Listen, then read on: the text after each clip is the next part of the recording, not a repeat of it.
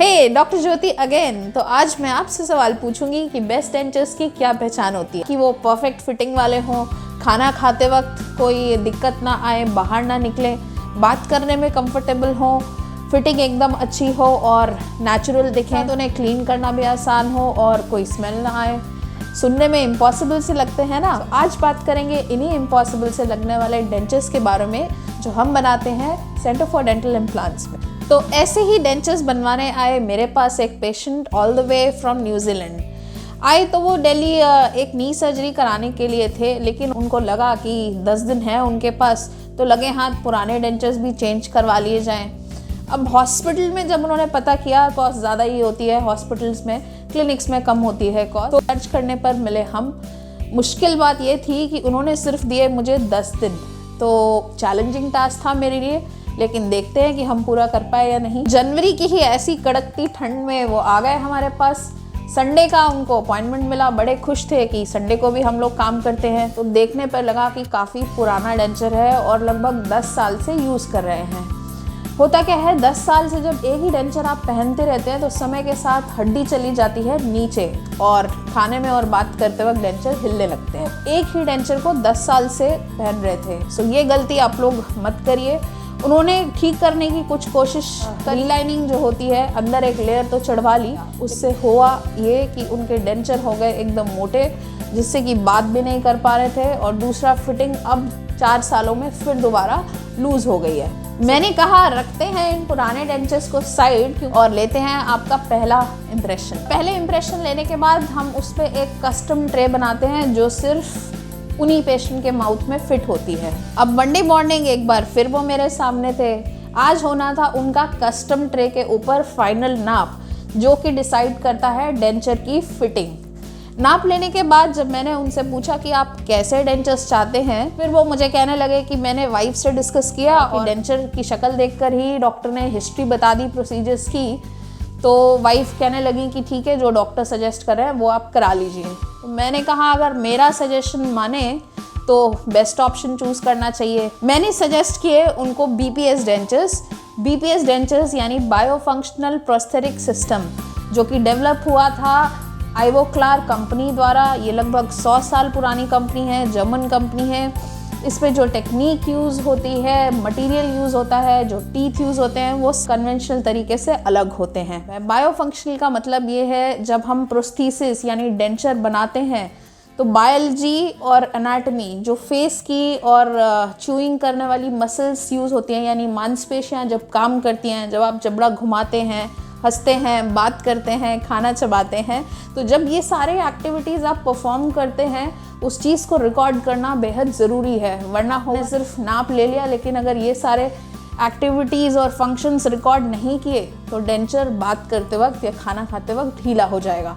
ऐसा ना हो, इसी चीज़ के लिए ये बायो फंक्शनल प्रोस्थेटिक सिस्टम काम करता है और रिकॉर्ड करने की इसकी टेक्निक भी अलग है। अब बायो फंक्शनल तरीके से नाप लेने के बाद हमारा नेक्स्ट स्टेप आता है जॉ रिलेशन या बाइट रिकॉर्ड करने का। इसका अर्थ ये है कि जो ऊपर का जबड़ा है और नीचे का जबड़ा है, ये आपस में किस तरीके से मिल रहे हैं और किस लेवल पे ये च्यू करने में कंफर्टेबल डेंचर्स बनाएंगे, उस लेवल को हम रिकॉर्ड करते हैं पेशेंट की 3rd विजिट में। चौथा विजिट, जिसमें हम ट्रायल डेंचर्स या टीथ आपको उस वैक्स बाइट में या जॉ रिलेशन जो हमने लिया उसमें रिकॉर्ड करते हैं। अब BPS डेंचर्स के टीथ के 2 फीचर्स होते हैं। एक होता है हाईली रेजिस्टेंट या wear resistant cross linked acrylic polymer. इसका मतलब ये है कि जो टीथ बनाए जाते हैं ये होते तो एक्रिलिक के पॉलीमर्स जो बनते हैं क्रॉस लिंकिंग से मजबूत होते हैं, स्ट्रेंथ आती है उनमें। वियर रेजिस्टेंस का मतलब ये है कि सालों साल ये दांत आपके चलते रहेंगे, आप हार्ड चीज़ें भी इनसे खा पाएंगे, घिसेंगे नहीं। मूंगफली है या और नट्स हैं, वो आप खा सकते हैं आसानी से, घिसते नहीं है टीथ। और दूसरा फीचर होता है जो नेचुरल अपीयरेंस और शेड, यानी लगभग 16 डिफरेंट शेड्स में आता है। और हर एक दांत के अंदर जो लेयर्स होती हैं, हमारे नेचुरल दांत में 3 लेयर्स होती हैं, वही 3 लेयर्स रेप्लिकेट की जाती हैं इन एक्रिलिक या प्लास्टिक के टीथ में। इस तरीके से हो गए हमारे सारे नाप पूरे। पहली विजिट में हुआ प्राइमरी नाप, जो एक बेसिक स्टॉक ट्रे पे होता है, जो किसी माउथ में फिट हो जाती है। दूसरा विजिट में हुआ कस्टम ट्रे पे नाप, जो सिर्फ उस पेशेंट के माउथ में फिट होती है।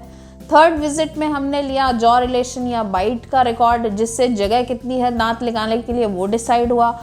चौथी विजिट में हुए ट्रायल डेंचर्स, यानी हमने पेशेंट को टीथ जो उन्होंने shape, size, colour jaw relation के टाइम पे अप्रूवल दिया था, ओके बोला था, उसको हमने वैक्स में लगा के पेशेंट को दिखाया। पेशेंट ने उनसे खा के भी देखा, बात करके भी देखा, स्माइल करते हुए भी देखा। पेशेंट ने अप्रूवल दिया है, आप फाइनल इसको प्रोसेस कर सकते हैं, मुझे अच्छे लग रहे हैं दिखने में। पहले वाले जो डेंचर्स थे उनके उसमें दांत बहुत बाहर थे और स्पीच में भी प्रॉब्लम थी, तो वो सब दिक्कतें इस डेंचर में नहीं थी। और इसके बाद आता है हमारा फाइनल यानी फिफ्थ स्टेप। इस फिफ्थ स्टेप में हम जब प्रोसेसिंग के लिए डेंचर्स को भेजते हैं तो बीपीएस कहता है यूज़ करिए एक स्पेशल प्रिंसिपल जो इन डेंचर्स की फिटिंग को बनाता है एकदम परफेक्ट, और ये प्रिंसिपल है इंजेक्शन मोल्डिंग टेक्निक। ये टेक्निक बाकी कन्वेंशनल डेंचर्स में जो टेक्निक यूज़ होती है उससे डिफरेंट होती है। इतने सारे रेस्ट्रिक्शंस के साथ, इतने सारे प्रिंसिपल्स को फॉलो करते हुए जब ये डेंचर्स बनाए जाते हैं तो इन सब में क्वालिटी कंट्रोल बेहद इंपॉर्टेंट है। किसी एक भी स्टेप पे अगर एरर आता है तो आगे के स्टेप्स खराब हो सकते हैं। हम सेंटर फॉर डेंटल इम्प्लांट्स में ये चीज़ इंश्योर करते हैं कि शुरू के 4 विजिट्स पेशेंट का जो भी लैब वर्क है वो सारा हम इन हाउस करते हैं, चाहे वो बेसिक नाप के बाद मॉडल तैयार करना हो, कस्टम ट्रे तैयार करना हो, बाइट तैयार करना हो या फिर टीथ सेटिंग करनी हो।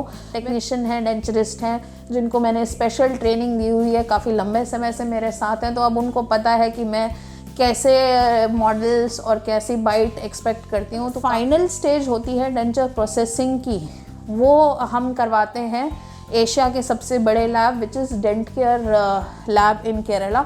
लगभग 4,500 लोग यहाँ पे काम करते हैं। मैं पर्सनली जब विज़िट किया अराउंड 2-3 साल पहले, हम लोग एक कॉन्फ्रेंस के लिए वहाँ गए थे जो कि कैड कैम डेंचर्स पे थी, तो मैं भी काफ़ी हैरान थी कि जितने क्लॉक वर्क प्रिसिशन से वो लोग काम करते हैं, मटेरियल्स यूज़ करते हैं, सारे जर्मन टेक्नोलॉजी यूज़ होती है। इनफैक्ट 50-60 जर्मन इंडिविजुअल्स भी उनके पास हैं जो ऑब्जर्व करते हैं और इंश्योर करते हैं कि आपको बीपीएस डेंचर्स एग्जैक्ट वही मिलें जैसे आपने सोचे थे या जैसे देखे थे।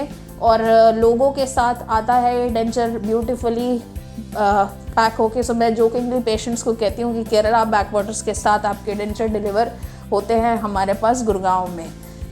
मैं सजेस्ट करूँगी कि बीपीएस डेंचर्स एक बेस्ट डेंचर है अगर सही तरीके से किया जाए, प्रॉपर प्रोटोकॉल्स फॉलो हो, मेजरमेंट्स में कहीं कोई एरर नहीं हो, तो जो बेस्ट डेंचर्स के फीचर्स हमने शुरू में डिस्कस किए थे वो आपको एंड रिज़ल्ट में मिलते हैं। आप खाना भी कंफर्टेबली खा पाएंगे और च्यूइंग भी अच्छी होती है, दिखने में भी एकदम नेचुरल लगते हैं।